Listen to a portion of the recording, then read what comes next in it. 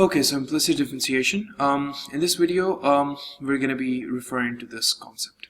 What do you think implicit differentiation is? Well, as exemplified by the name, it's just differentiation. We are operating on an equation that's not exactly in terms of just one variable. So we've dealt with f of x equals just one variable, right? It could be in terms of x, we don't really care at this point. What if I had a general equation like x squared plus y squared? So let's try to differentiate this particular equation with respect to x. And once we do that, let's just write the entire thing out. We're going to get, on the left hand side, we're going to get d by dx of that. And on the right side, we're going to get d by dx of 1, right? Let's try and do that. If we take the differential of that, well, we know that we can, just simply divide this into two parts. We get x squared. And then we can add this to d by dx of y squared, which is the second part, right?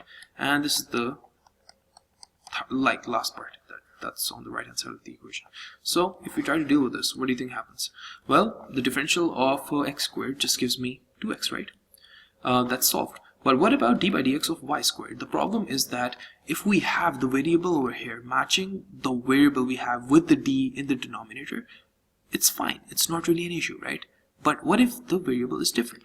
Well, as it turns out, when we're doing that kind of differentiation, we differentiate y squared as it is, right? So it's going to give us 2y. But we're going to have to multiply this by dy by dx.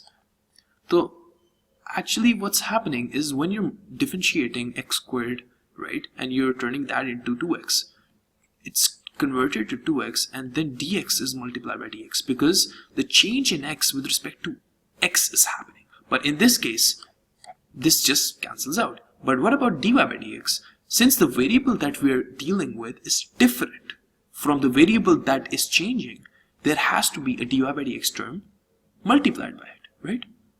And the variable that's changing is basically in the denominator, and the variable that's being differentiated is in the numerator. And this equals 0 because the differential of a constant is 0. If we try to rearrange this equation, we obtain dy by dx as minus 2x. We took that to the other side and divided it by 2y. And we basically get minus x over y. That's one way to think about it, right? So this is known as implicit differentiation. We could try to do other examples as well. For example, we could just think about cos squared x plus sine squared x, right, equals 1. What if we try to differentiate this? Well, let's just write it out in a simpler format. We know we could apply the power rule over here, right? Let's just write that as cos x whole squared equals 1. So the power rule that we talked about could be applied to a polynomial, but over here we need to define a new rule. But if you think about it, if we use the chain rule over here, it's not really going to be a problem, right? So if I differentiate this with respect to x, it's not really going to be a problem, right?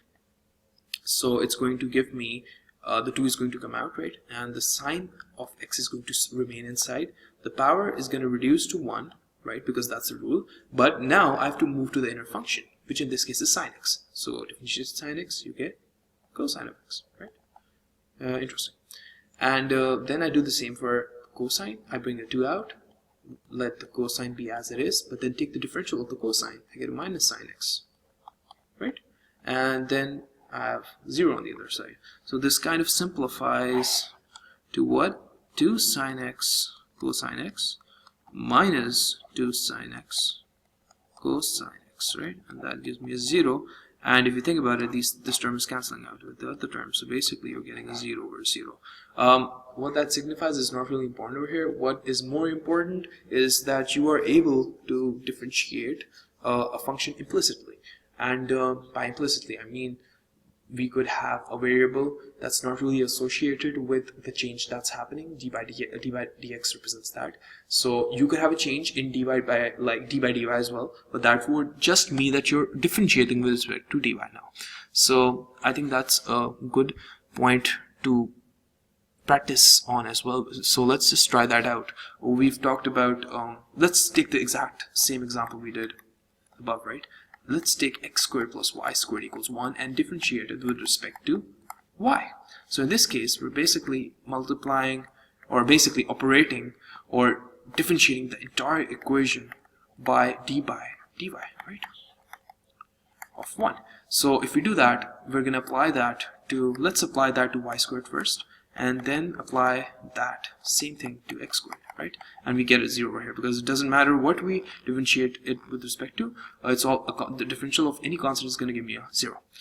So over here, I know that the variable is the same, right? So I basically get 2y times dy by dy, right? I know that these cancel out because it's the same variable and the change is being applied to the same variable. But over here, I have x squared. So what's going to happen is, I'm going to get, wait, let me just erase that. Gave it away way too soon. So I'm basically going to differentiate x squared. I'm going to get 2x, and I'm going to have to multiply that by a dx by dy. Why? Because now the variable that's changing is basically x, and it's changing with respect to y. If the variables were the same, then they would just cancel out, but in this case they cannot.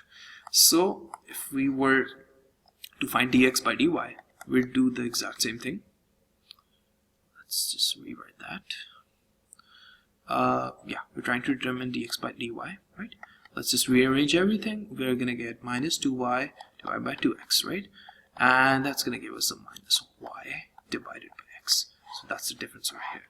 So when you differentiate with respect to y and with respect to x, they might not necessarily give the exact same answer, right?